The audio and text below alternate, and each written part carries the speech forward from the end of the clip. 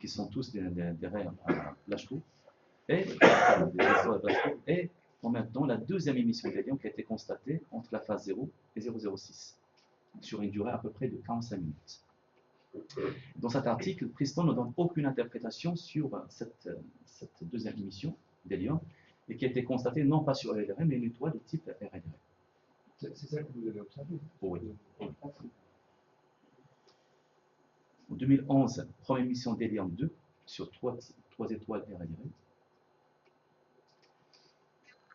Voilà le cours qu'a donné Priston. Alors ici, on voit la première mission, deuxième, enfin la première phase, deuxième, troisième. Ensuite, il y a un phénomène d'absorption, et là, ça commence la deuxième émission, donc dans le sens chronologique en fait. Voilà. On le voit ici, faiblement. Il y a une petite coïncidence, je peux dire coïncidence, je ne sais pas, entre la phase, la deuxième émission et le dédoublement de raies d'hydrogène. Bon, je continue. Alors, ça c'est la courbe qu'a donnée par Priston. Donc, qu'est-ce qu'il a fait en fait? Il a tout simplement pris 18 spectres consécutifs entre la phase 0 et 006, puisque la deuxième émission est très faible. Et là, on voit clairement. Et le temps de pause, c'était combien? Je pense que c'est 7 minutes, je crois qu'il a. Priston. Vous avez observé la deuxième émission, elle est stable, elle reste longtemps, ou même en temps. Ah, tu vas voir. Oui. Mais bon, on verra après. Qu'est-ce que c'est que ça? Ah bon, là, c'est le tableau que l'a donné Priston, l'hydrogène, l'émission de l'arrêt D3 et l'émission de l'arrêt de l'hélium 2. Alors, 2011, il a constaté la troisième émission de HFA sur une étoile de type RLR, Priston. Voilà. Donc la première, elle est là. La deuxième à la phase 0,7, déjà constatée, mais la troisième à la phase 0,2. On le voit ici. Elle est décalée vers le gauche. C'est ce que Denis a observé récemment sur RLR. Donc ça c'était avec un télescope de 2,25 ans. Exactement, Las Campanas. Du 2,25 ans. 2,50 m. Tu connais la résolution du spectre? 27 000. 27 000. Alors, 2013, Denis a observé la première émission d'hélium sur RLR. Alors, on le voit ici, là, sur l'arrêt D3. Donc ça c'est fait avec un 3,60 m. 3,60 m, oui. Oui, les pros en général.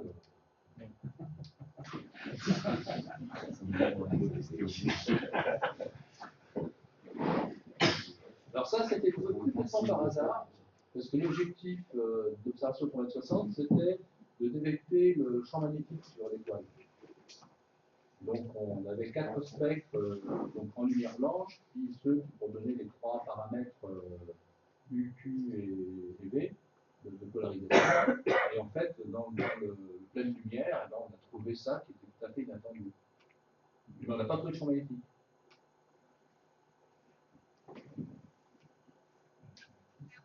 Bon, c'est dans les techniques que tout le monde connaît. Alors, on a fait un filtrage gaussien avec un sigma de 0,6 pixels. Dans cette nuit de 12 octobre, on a commencé les mesures à 20h48 et on a terminé à minuit 08. Donc, ça fait 3h20 minutes d'observation. Traitement, ça avec au-delà. Alors, voilà. Donc, là, ici, c'est l'émission d'hydrogène. Ici, on voit la première émission. Donc ça, c'est le spectre, il est traité. Il est filtré. Donc la première, là, on le voit bien. Ensuite, il y a un mécanisme d'absorption qui vient juste après. Alors, ça c'est fait avec un télescope de combien? C'est le cas. C'est le cas, ça? Oui, 35 cm. 35 cm. Exactement. Non, c'est bien de préciser. Oui. C'est que 3,50 m. C'est pas 3,60 m. Du pro de l'OCA. Donc après, il y a aussi des phénomènes physiques et pas forcément le niveau d'intensité qu'aujourd'hui on n'observe plus. C'est aussi parce que l'étoile était excitée. Je veux dire, là, je ne vois pas une magnitude 22, si c'est une supernova qui explose, à voir. Alors, ce qui est intéressant de dire, c'est que les émissions d'hélium dans l'étoile RLR est observée depuis 1899. Et en fait, la première observation d'hélium par Preston date de 2011, c'est ça? Exactement. Donc, 2009. on n'a pas quasiment pendant plus d'un siècle détecté d'émissions d'hélium. Pourquoi? Pourtant, il y a eu de gros télescopes qui ont mitraillé à la virée. Preston n'observait pas. Preston n'observait pas. Ah oui, c'est ça. De type RL. C'est nous qui l'avons détecté. Donc, on ne sait pas si elle n'était pas avant. Oui. Avant que tu l'observes. Oui. Ou tout C'est simplement, en ils n'ont pas 2011 cherché. En 2011, que la première émission d'hélium a été détectée sur la virée. Alors, pourquoi pendant plus d'un siècle, il n'y avait pas d'hélium en émission sur la virée? Pour quelle raison physique? Il n'y a pas de raison physique, à mon avis, il y a des raisons observationnelles. Ça ne me paraît pas satisfaisant. Tu aimerais qu'il y ait une raison physique, mais. Il y avait l'histoire des pâtes photo qui étaient des détecteurs plus faibles, mais j'ai du mal à croire, de manière statistique, que pendant un siècle, malgré le mitraillage qu'il y a eu, il n'y avait pas des émissions d'hélium qui ont été détectées. Toutes les archives qu'on a pu avoir accès en ligne, Oui, il n'y a rien. la phase 0,91 n'a jamais été observée. Oh non, attends, il y a des gens qui observaient la virée. Elodie, il n'y a rien. On a, par exemple, pendant la thèse de Micheline, on a fait plus de 1200 ou 1300 spectres de la virée avec Aurélie, avec Elodie, on a fait aussi une centaine de spectres. Puis Mathias les a redépouillés tous ces spectres-là pour vérifier s'il y avait quelque chose. Et on a mitraillé à cette époque-là. Et on n'a pas du tout détecté une seule émission d'hélium. Et là, s'il y en avait une, on ne l'aurait pas loupé vu la quantité de spectres. Ça, c'était autour de l'an 2000. La résolution pour eux. On était à 24 000 par là sur. Mais vous Sur observiez Aurélie et à peu près à un certain nombre 38 000 sur. parce que comme c'est pas un échelle, donc vous avez sélectionné une plage de Normand, donc pas à la fois observer les deux parties. Oui, mais on avait donc l'hélium sur le domaine d'Achalfa et sur Elodie, on avait tout le domaine spectral. D'accord. On avait observé quasiment pendant 42 000 affilés. Hein, on a toute la phase, quasiment toutes les nuits dans le mois de juillet. Rien. Et ça sur donc plusieurs années. Ce sont ces spectres, c'est ceux de la base Elodie. Non, c'est Je pense qu'il peut les télécharger. Il n'y a pas de. C'est les spectres en ligne. Il y a Aurélie et il y a aussi Elodie. Sur Elodie, il n'y a pas de phase active. Il n'y a pas de. Sur la base en ligne, auquel on a accès facilement sur les spectres Elodie, il n'y a pas la phase 0,91. La phase 0,91. 0,91. Elodie. Aurélie peut-être, mais Aurélie, on n'a pas accès à ces spectres. Elle n'est pas en ligne. Les bases Aurélie. Je continue. Tu les as sur tes disques. Sinon, bon, Elles sont là-bas. C'est sûrement. Là, c'est important. Ouais, non, c'est la même chose. je continue. Alors ici, on voit, bon là c'est l'hydrogène, on voit bien le mouvement de la photosphère qui était au départ décalé vers le rouge, après le doublement, et passe vers le bleu. Voilà, donc le spectre a été placé par rapport au barycentre de l'étoile, donc on a enlevé la correction héliocentrique et la vitesse radiale de l'étoile. Alors ici, on voit bien la première émission d'hélium, on voit l'absorption, et après on voit quelque chose. Ce quelque chose, c'est la deuxième émission. Alors vous pouvez remarquer ici à droite que j'ai un peu triché, parce que j'ai pas marqué toutes les phases. 0,984 après 1,004. Donc il manque ici 4 phases. Alors ces 4 phases, on ne voit pas vraiment bien l'émission. Donc si je présente tout, on peut dire qu'il n'y a rien. En fait, j'ai choisi que les spectres où on voit éventuellement un petit bout d'émission. Voilà. Alors si on veut voir la même chose, mais sans filtrage, voilà ce qu'on va observer. On ne voit rien. Donc, sans filtrage, on ne voit rien. Avec filtrage, on arrive à voir quelque chose. La phase de 0,92, on regarde l'arrêt, on la voit bien. Oui, mais c'est une seule. Mais c'est à ça. Alors maintenant, si on fait la somme, comme il a fait Priston, non, ah bon, ça c'est l'image à 2D de l'émission d'hydrogène. Alors on peut comparer ici ce qu'on a observé, ce que Denis a observé à Hawaï, et ce que nous avons observé à Lucca. Sauf ici, c'est à 3,60 m, et là c'est à 35 cm. Tu peux nous parler de la méthode de filtration utilisée? Oui, c'est un filtrage à 2 dimensions, avec un filtre gaussien de 0,6 d'écart-type pixels. Directement sur l'image? Sur l'image, au-delà, oui. Donc c'est un filtre gaussien sur l'image. Voilà, alors j'ai pris l'image déjà traitée, je le filtre, ensuite je le retraite une deuxième fois. Oui, après tu la retraites pas, tu fais la réduction de... Voilà, avec au-delà. Ouais.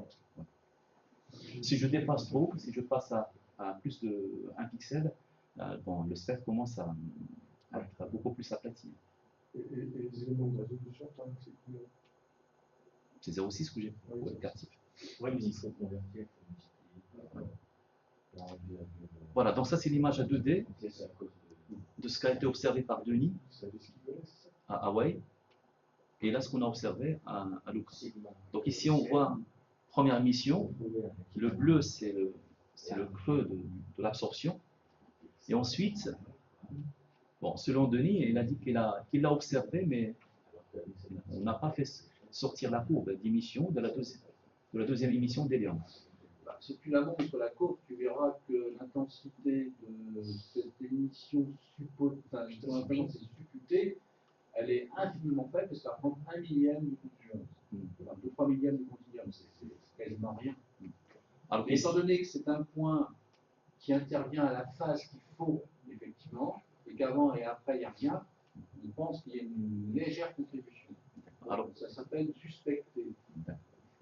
Alors qu'ici, on le voit clairement, ici, sur cette partie. Très bien.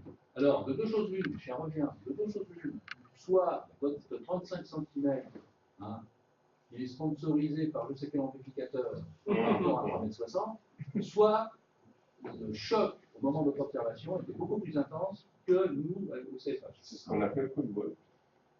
C'est ça. Et c'est vrai, c'est combien normalement on est resté jusqu'à 9 h, bon, vous êtes par l'anecdote, et on était sûr qu'on n'allait pas observer ce soir. Et d'un coup, on est sorti, là, il n'y a plus rien, allez. Il y avait du brouillard. Inch'Allah.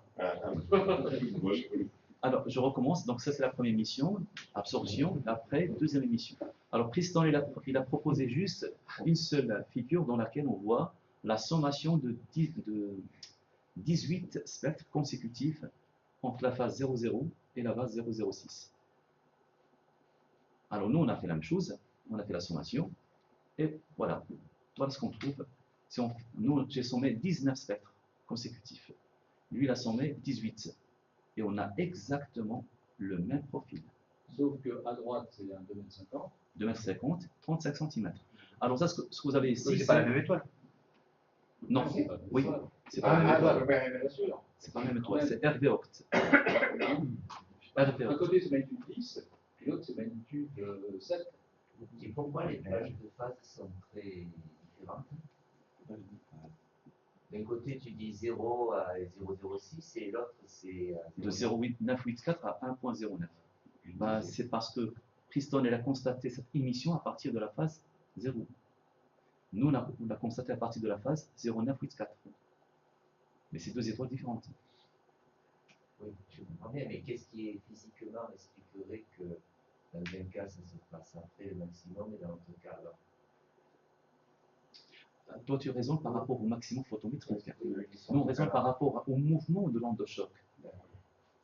Il arrive à un moment où il va exciter l'hélium qui se trouve très loin de la photosphère et qui pourra réémettre cette émission. Toi, tu es à quelle phase, là, avec la moyenne? La phase moyenne.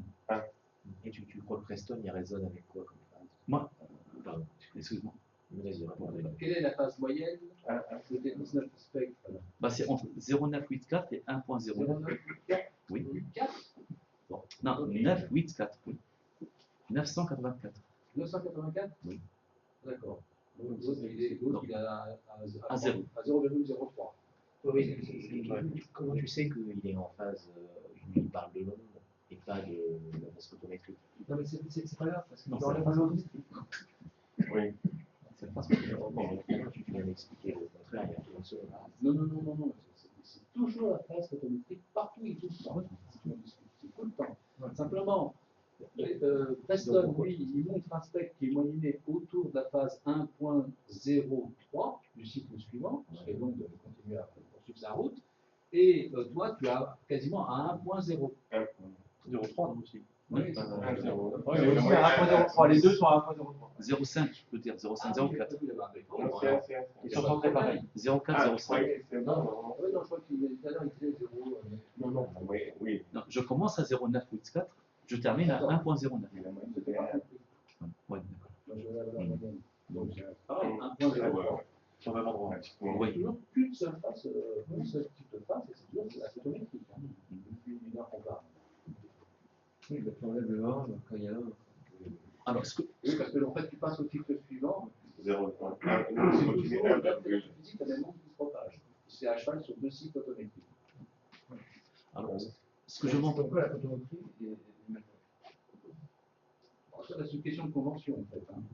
on devrait Dès que tu as un processus qui commence, une onde qu'on voit à 0,92, je ne sais pas combien, ça passe le maximum de lumière et ça continue, l'onde elle continue à voyager.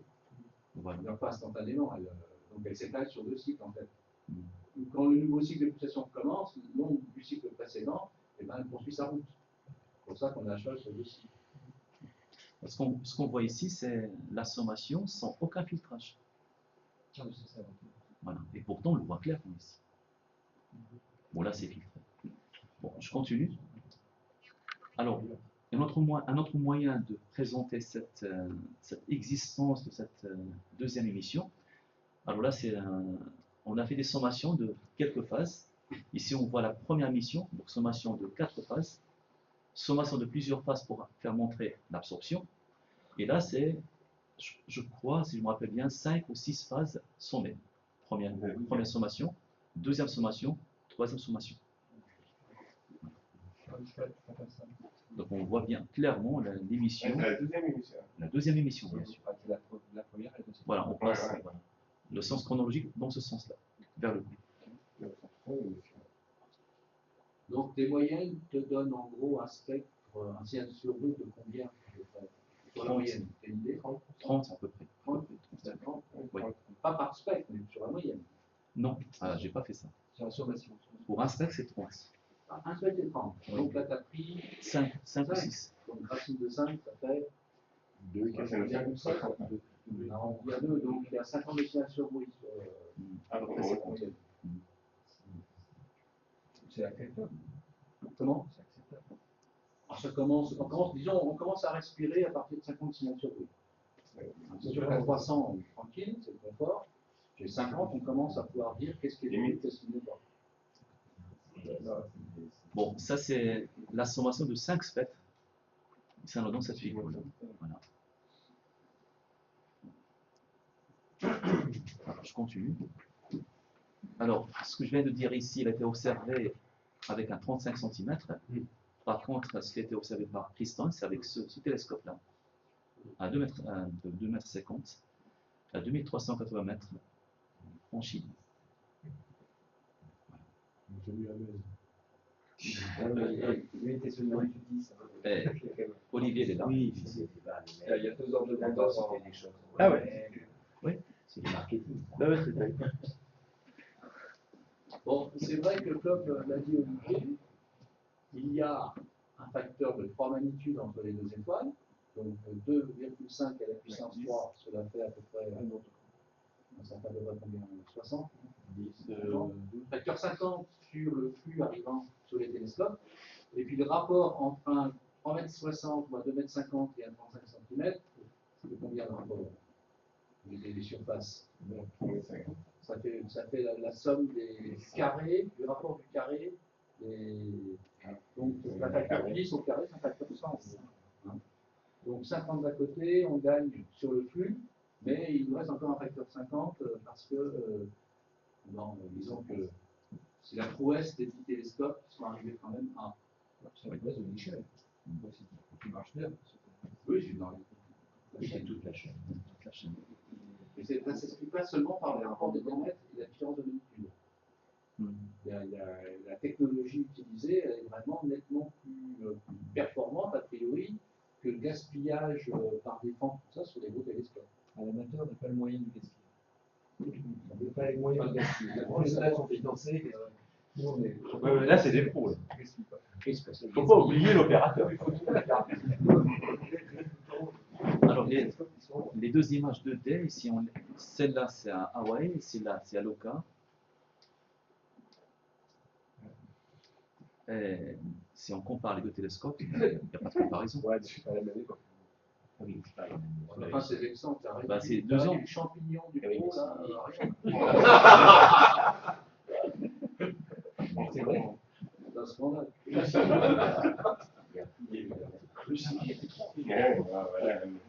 Là, tu aurais pu grossir la tour centrale. Bon, continue. Il fait jour. Quelle caméra vous avez utilisée pour cette observation? QCI. 3200 QSI. 3200. Oui. QSI. Bon. Alors, autre chose qu'on a fait sortir cette nuit-là, c'est l'émission de 6678.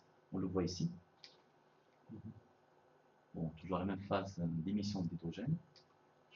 Bon, quelques paramètres qu'on a fait sortir à propos de la phase d'émission, comparé à différentes mesures qui ont été faites.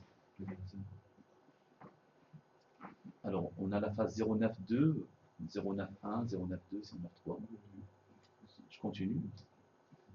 Alors, là, c'est la courbe de vitesse radiale que j'ai faite sur l'arrêt du fer ionique.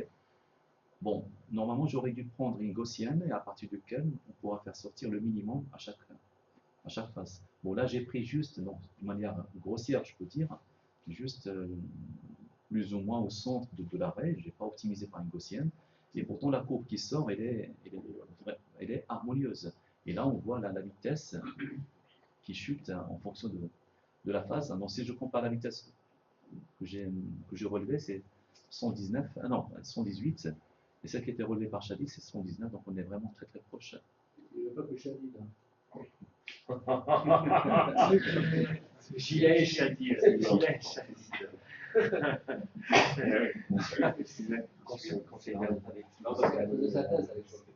Dans l'article, c'est... Avec moi, les étudiants qui se thèse sont toujours premier auteur.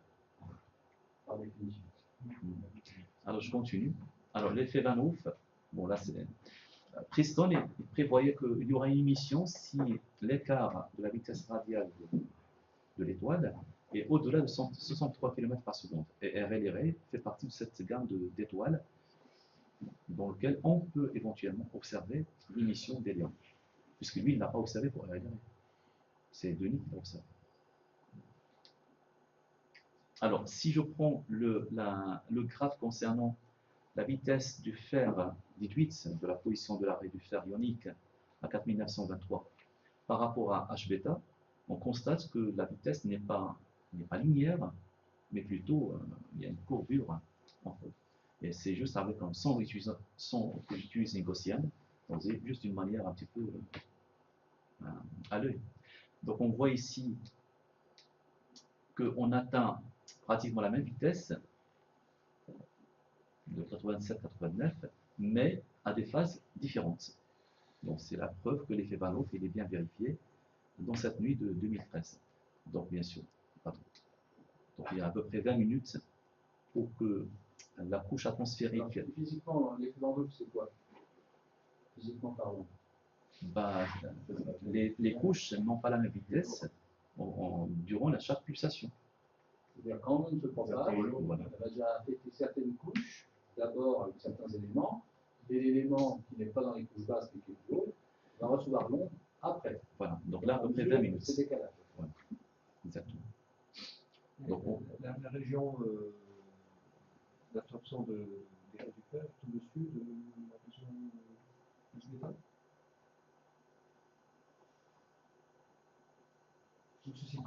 Les raies du fer sont même dans la même couche que l'H-bêta ou au-dessus? Alors, bon, les ailes de raie, les ailes, hein, ouais.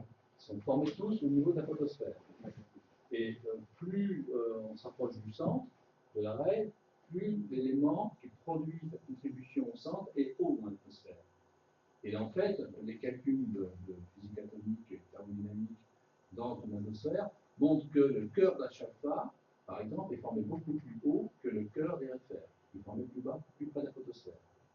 C'est pour ça qu'il y a ces décalages-là. Parce que l'onde va commencer à atteindre la région où sont formés le cœur des raies métalliques, d'abord, et H-alpha, dont le cœur est formé plus haut, sera atteint par l'onde après. Et ce décalage. Donc pour faire ces mesures, on utilise le centre de raie. Oui. En fait, avec notre ami là, oui, puisque lui, il a mesuré en gros le fond de l'arrêt, Le fond, plus ou moins quel voilà, centré. Le fond, donc Je suis centré par rapport à je la. ne fais pas de barycentre de l'arrêt. Je ne prends pas le minimum. Je prends le minimum par rapport à la forme en bas de l'arrêt. En dessous de la. Voilà, bien sûr, en dessous de la moyenne. Vers le bas, je prends le centre quand même. Il y a la largeur à mi-hauteur. Non, mais tu prends en dessous de la largeur. Exactement. Ouais. En fait, parce qu'il écarte complètement les ailes. Parce qu'en bas, en fait, il y a toujours un bruit. Ouais. Donc on peut avoir un pic à droite, on peut avoir un pic un petit peu à gauche. Donc je dépasse en fait cette fluctuation sur le bruit. Voilà. Tu prends un 3060, effectivement, en bas, c'est propre. Oui. Ou bien, j'aurais dû prendre une gaussienne. En quoi qu'il en soit, ta vitesse va caractériser en gros plus le positionnement du fond de l'arrêt que les ailes. Exactement. C'est le métier des mesures qu'on a avec l'espèce de Solas, peut-être. Tu fais la mesure de vitesse radiale. Tu peux parler un peu de tu intègres ensuite je suis mis en clair. C'est un barycentre de l'arrêt, c'est quoi? Il y a un calcul gaussien. Là, c'est une gaussienne sur toute l'arrêt. Non, sur une zone que tu précises. En fait, c'est parce que comme l'arrêt elle est gaussienne sur de la mi-hauteur jusqu'au fond, puis après c'est le profil de start, un autre type d'ajustement est plus gaussienne. Donc en fait, quand tu fais passer ton filtre gaussien, c'est entre la mi-hauteur et le fond de l'arrêt. Voilà. Tu choisis la somme d'optimisation. Oui. Sinon, ça ne marche pas. Ah, sinon, ça ne peut pas marcher. Ouais. Parce que vers le haut, c'est pas gaussien. Alors, je continue. Bon, là, c'est un résultat qui a été fait par Chadi en 2008. Alors, dans lequel on voit la disparition de l'émission du fer. Par contre, on voit ici une sorte de dédoublement de fer 2. Alors, nous, on a observé le fer ionique, mais on n'a pas observé pour le fer neutre. Alors, je vous montre ici la courbe. Alors, attends, et là, quand on voit que la raie de fer 1 disparaît, c'est l'onde est en train de passer, ça chauffe le gaz et ça va complètement ioniser le fer 1, il ne reste plus que le fer 2. C'est pour ça que le fer 1 disparaît. Alors, premièrement, le fer 1 disparaît parce qu'il y a une forte onde de choc. Deuxièmement, on peut ne pas observer. On n'observe pas de dédoublement de raie ici parce qu'il n'y a pas suffisamment de fer neutre. L'onde de choc est suffisamment violente pour ioniser une grande partie du fer et par conséquent, ce phénomène de dédoublement, on va l'observer beaucoup plus dans le cas ionique que par rapport à un cas non ionique. C'est ce qui nous est arrivé nous. On ne l'a pas observé pour le cas neutre, mais on l'a observé pour le cas ionique. Voilà, je vous montre ici. Le cas ionique. Le fer ionique. Voilà. Alors, on le voit ici. Alors, pour le fer neutre, on ne voit rien. Il n'y a pas de dédoublement. Il y a bien sûr un passage du rouge vers le bleu, mais on ne voit pas le dédoublement de raie. C'est une preuve que l'onde de choc était suffisamment violente pour faire peupler suffisamment les niveaux du fer vers le niveau ionique et de laisser une petite partie qui ne peut pas faire apparaître ce phénomène de dédoublement. La majorité de fer a été transformée. Oui. Oui. Alors, ce qu'on constate ici, c'est que le dédoublement s'avère à la même phase de la fin de l'émission de l'hélium 1. Le dédoublement de raie, il est au milieu ici, et il se produit à la fin de la première émission d'hélium. Deuxième dédoublement qu'on a observé, bon, il y a un décalage de vitesse, ici on peut déduire ici la vitesse de l'onde de choc. Deuxième émission qu'on a observée. Bon, là, j'ai calculé la vitesse de l'onde de choc à partir de l'hélium, de l'hydrogène. Je l'ai comparé par rapport à celle du fer. En fait, le calcul ici est simple. On prend tout simplement le décalage entre les deux règles, les deux bourses ici, et on multiplie par le facteur 1.36, correction géométrique, et on fait sortir la vitesse de l'onde de choc.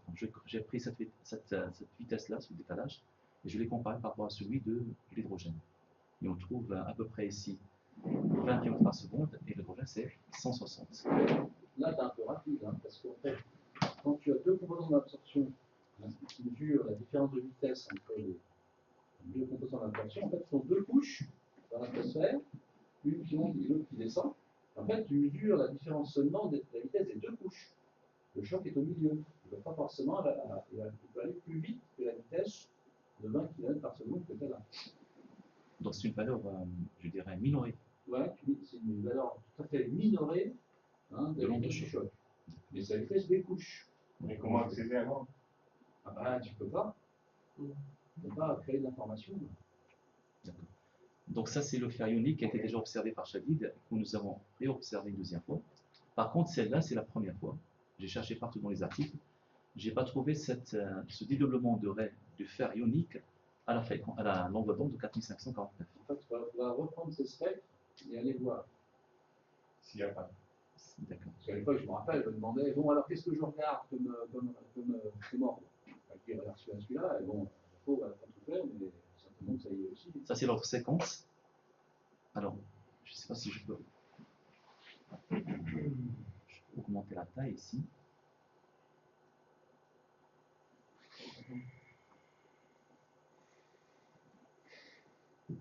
Voilà. Donc, je pense que c'est visible ici maintenant. Donc, première, voilà. Deuxième, troisième, quatrième, cinquième, sixième, septième, huitième.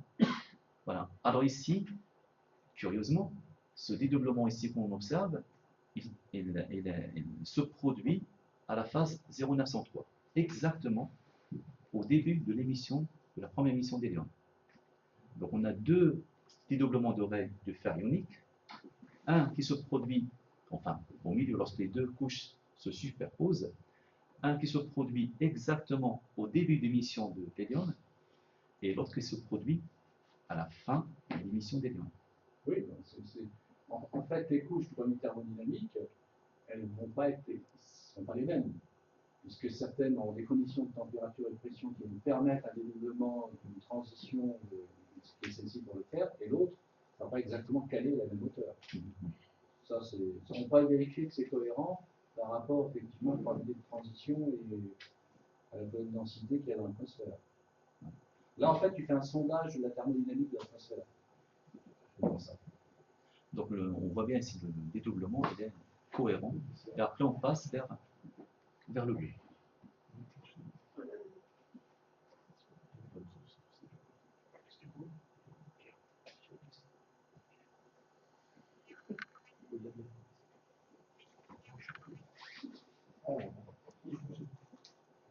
Voilà, et je vous remercie de votre